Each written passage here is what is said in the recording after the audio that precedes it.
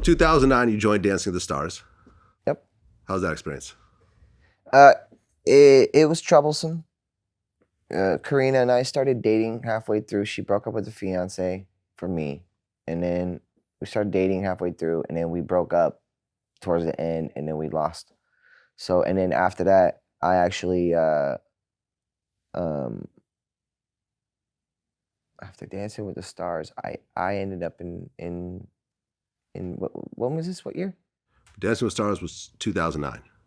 Then I ended up in rehab. Right. Yeah, because I went to Orlando, and I started, using really bad substances, huffing duster cans, Right. and doing that. Someone else just got caught with that. Oh yeah. Hold on a second. I'm going to have to tell you. You probably know what this is. I probably don't. Brandon Bug Hall, who played Alfalfa in The Little Rascals. It's sad. It's a really Arrested for huffing chemicals. yeah, aerosols, Yeah. inhalants. Yep. And He's around the same age as you. He's 35, a little bit older. yeah, but it's do you know who that is?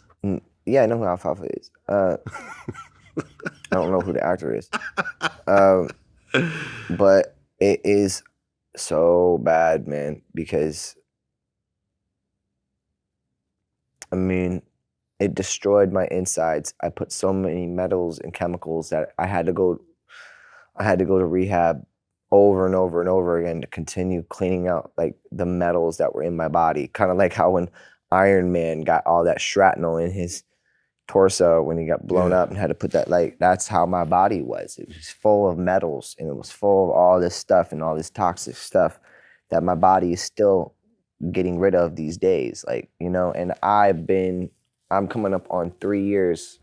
I'm coming up on 3 years now. And ever since I cleaned that up and went to Aloe House the last time for the 3 months that I went, since then, I've been able to rebuild my career again, once again, make a good amount of money, buy my first house, you know, continue working on music. I do OnlyFans, which I make. I have a really great fan base on OnlyFans. You do nude on OnlyFans? Oh hell yeah! Okay. Absolutely. Do you have mostly male fans or female fans, or? I actually have mostly. It's in between. In between? It's in between. It's mostly males. Okay. Well, at one point you said you were bisexual. Yeah, I mean, I can find a man attractive. Yeah, absolutely. Have you ever had sex with a man? No. So you're bi-curious.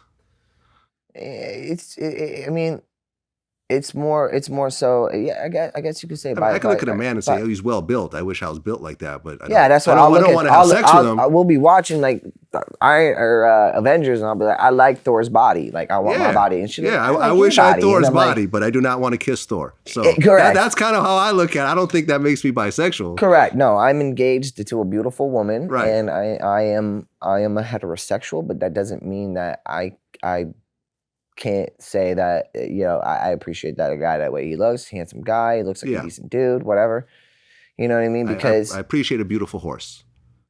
You know, when I see a stallion, I say, wow, that is a beautiful horse. But there is not a next step to that where I now want where you're going to go commit bestiality. Right, exactly. That's where I draw the line.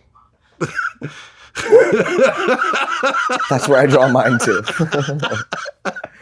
You know, like someone asked me, they're like, "Oh, who's your man crush?" And I said, like Tom Hardy. Like I like Tom Hardy.